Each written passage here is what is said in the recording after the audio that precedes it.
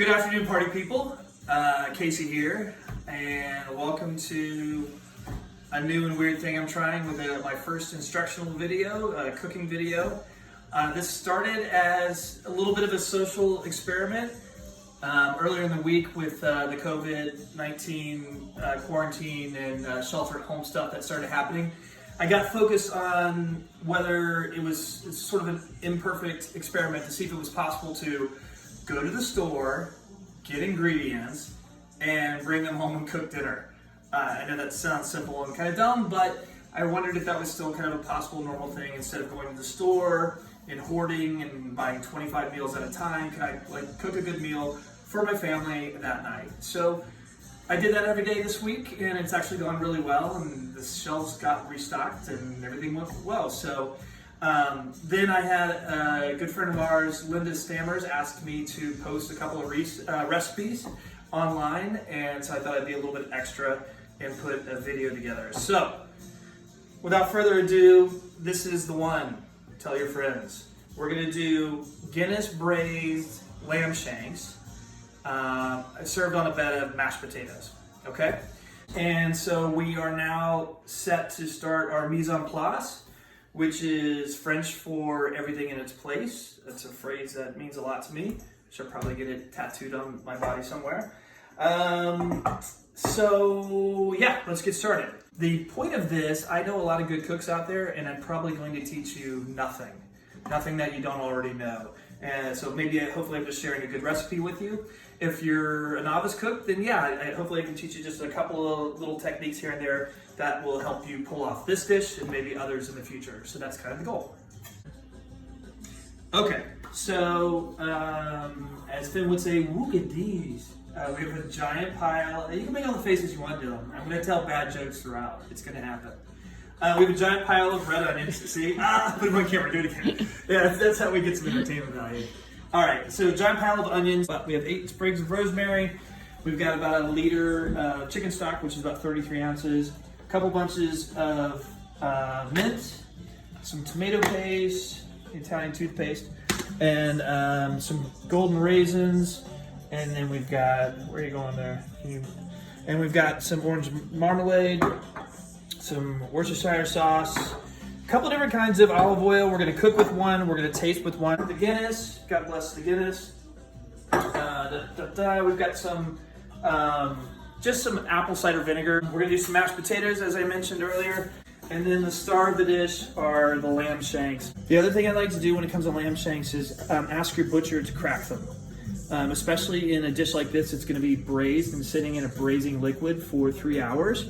The bone marrow will kind of leak out into the braising liquid and flavor it and make it more delicious. We've got our 8 sprigs of rosemary, and we're just going to start to pick off the leaves. You hear the very exciting sound of a lot of red onions going into the hot oil. This is very exciting.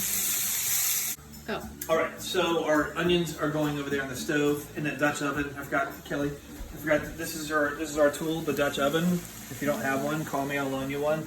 But this is the tool where the lamb shanks are going to do their business for a good 3 hours. So back to the lamb shanks. I want to show you guys how I season these, which is really pretty liberally with salt and pepper.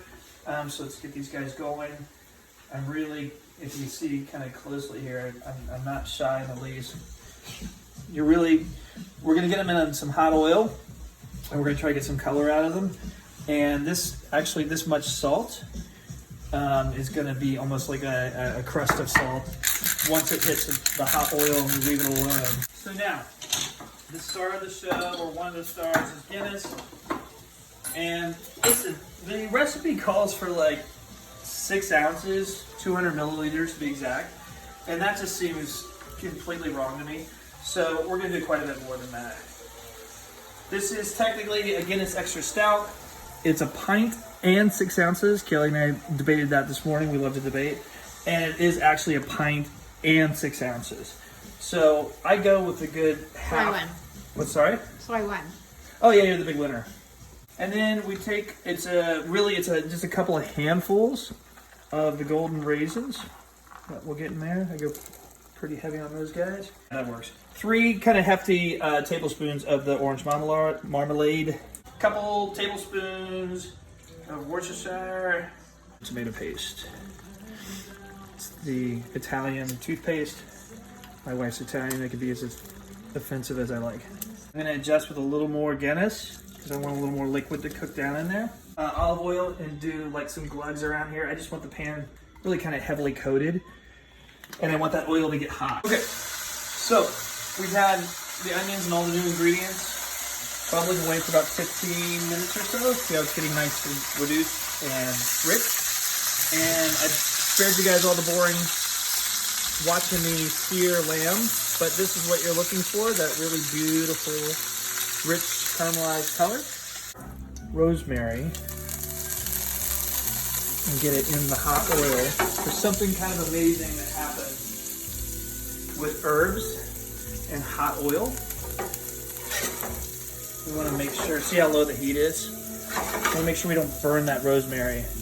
But when rosemary, or any herb, or any spice for that matter, hits hot oil, something kind of beautiful happens. It releases all the oil and all the aromatics and really helps it to bloom and kind of be its best. Add a little bit of stock right at the end to deglaze that pan, because I'm of the school of thought that no pan should be left behind, no pan should be left not deglazed. Heat about medium high again. I'm gonna throw in some stock. Again, my point is to deglaze all that flavor off the bottom of the pan. That's going to go right into our braising liquid. I'm going to dump all that stock in there now too. We're going to leave the heat probably medium low, and this is the fun part where we're going to just kind of nestle the lamb shanks. So we're nestling lamb shanks into beautiful, beautiful braising liquid.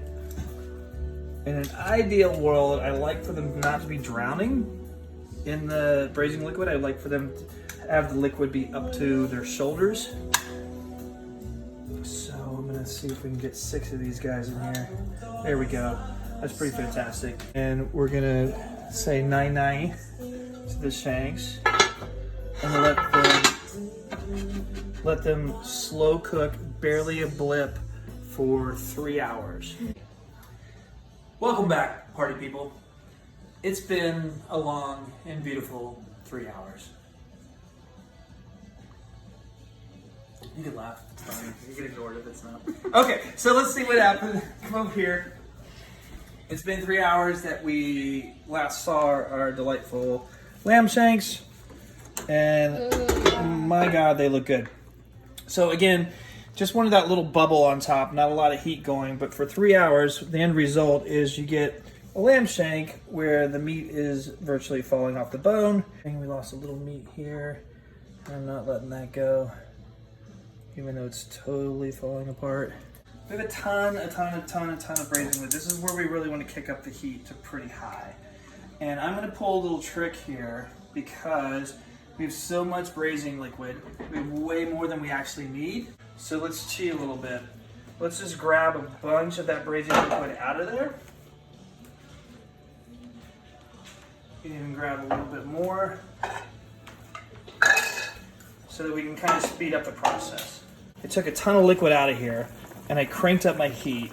And now we're gonna reduce this for about 15 or 20 minutes and let it get really thick, or start to get thick. All right, home stretch. Let's get this done. We're gonna do a couple 3 steps here, all the way to the end of getting this thing plated. And I'm gonna take our trusty immersion blender here and get it into this braising liquid and turn it into a sauce. So I tend to tilt the pan and start blending, move some stuff around. Our goal is essentially to not have chunky raisins or chunks of rosemary, etc. So it's actually coming together really nicely down here. But it is volcanic hot, so certainly something to be super careful about.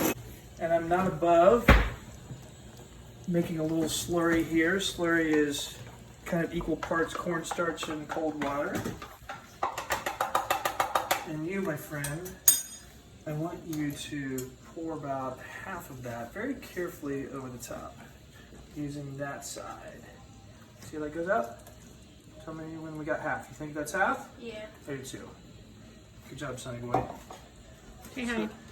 Say hi. Hi. And then step down. We'll show everybody how quickly this gets thick. We don't know it's perfect because we haven't tasted it yet. So let's taste it. Holy crow, that's really good. And we want to season this sauce with Worcestershire sauce, which I think you could use a little bit of, and some apple cider vinegar. A different spoon. Wow, that's really, really good. Super flavorful, kind of meaty, and some nice acid now. So now we want to make a little slaw for the top of the lamb shanks. What we've got are 3 chopped up of the spring onions from before, and we've got a whole bunch of mint here. I'm going to jam the mint into our mortar and pestle. I'm going to add just a little touch of oil to get it going. There we go. I'm going to add a little touch of salt just as a grinding agent. And all I'm looking to do is grind this stuff very quickly.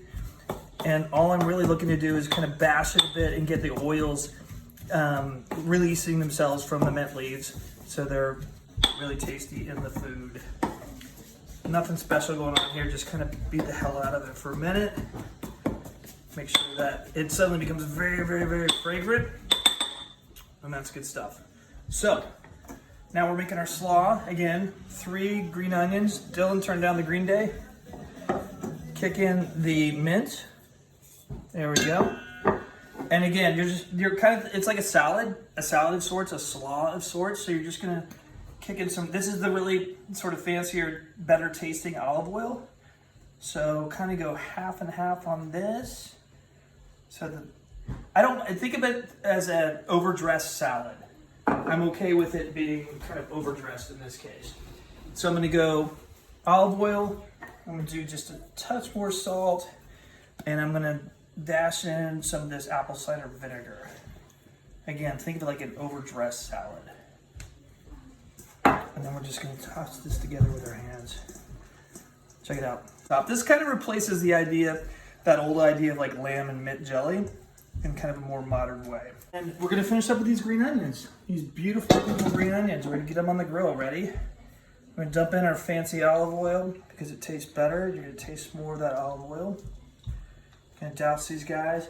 And then we're just gonna season them like something you would put on the grill, right? Just get some good salt going here. Couple cranes of pepper. Nice coat overall. Just so that I can get them on the grill. Oops, lost that one. I'm Casey.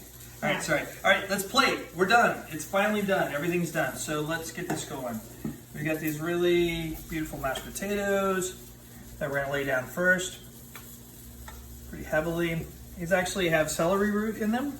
A whole lot of mashed potatoes because my family likes mashed potatoes, and it's clearly the thing that Finn's gonna go for first. All right, so good bed of mashed potatoes. Then we're gonna take our resting lamb out of its bed. My hands are clean, so I'm gonna go ahead and just grab them and get them plated up. We got 6, that's easy, that's 3 on our side. Broken bones and all. Boom, boom. Then shared on the plate. Boom. Okay. Really delightful sauce that we all blended together here. And get those guys coated. I love serving really hot proteins.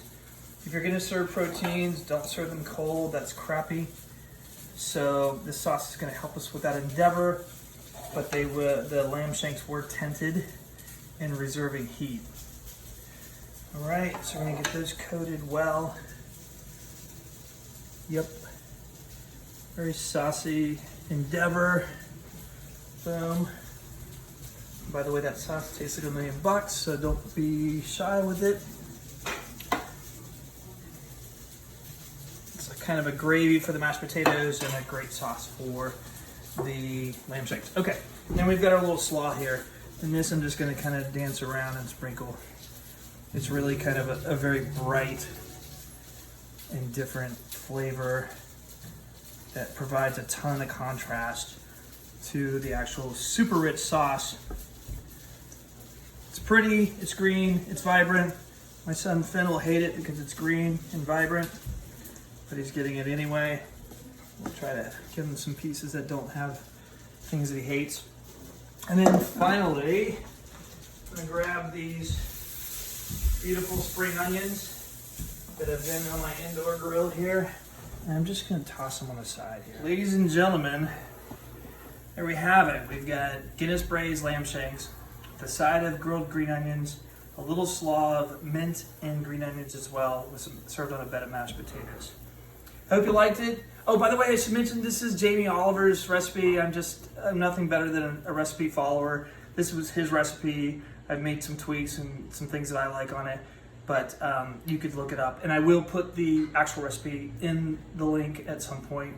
But thank you for watching. I hope you liked it. I hope you make this. It's pretty damn tasty. And I got a bunch of hungry people, so I'm gonna go feed them now. Thanks a lot.